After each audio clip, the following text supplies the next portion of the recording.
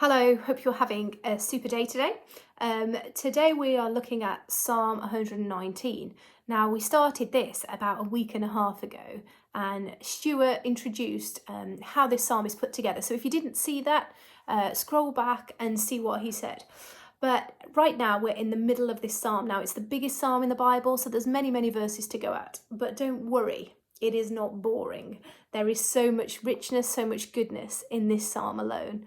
And that's because that this psalm was written with so much wisdom in it. But one of the things that as you read through the verses today, something that might stand out to you is this psalmist confidence in God's word and his faithfulness and his law. And he absolutely delighted in the law of God. And what I'd like you to think about today is, what does it look like to delight in God's law?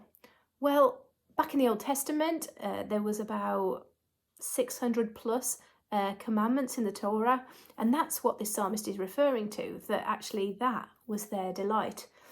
Now, if I say the word law to you, does your natural emotion churn up delight? I mean, maybe for some people it does. I would imagine for many, that's not the emotion that comes to the surface. You know, when we think about the laws of the land, we think about, well, recently the government has given us some new guidelines about how to live during this season of COVID, and it's there for our protection and to look after us. When you drive out onto the road, there are other drivers and you're trusting that they have taken a test in order to make them good, able drivers.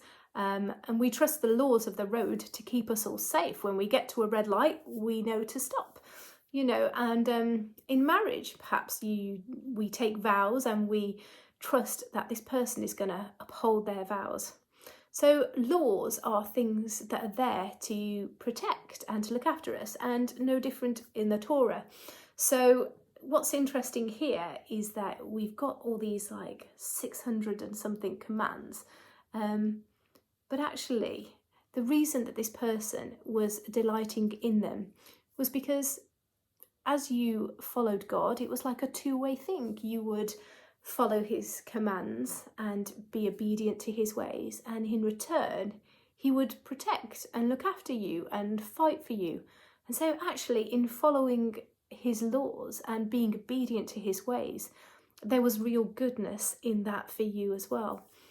And so this psalm is really about obedience. There's so much wisdom in it, but actually we see this psalmist living such an obedient life. And under this obedient, there's almost this even deeper thing of submission to God's ways. Now, maybe something for you to think about today. Do we delight in the things that God reveals to us? Do we delight in God's ways? I'd love to have the same passion that this psalmist has when I approach God and all that he's revealing. So maybe for you today, just take some time to delight yourself in God. There's a verse in the Bible that says, delight yourself in him and he will give you the desires of your heart. So that is my prayer for you today, that you will delight in him just as this psalmist does, and that he will give you the desires of your heart. Have a great day, and we'll dig into this some more tomorrow. Bye-bye.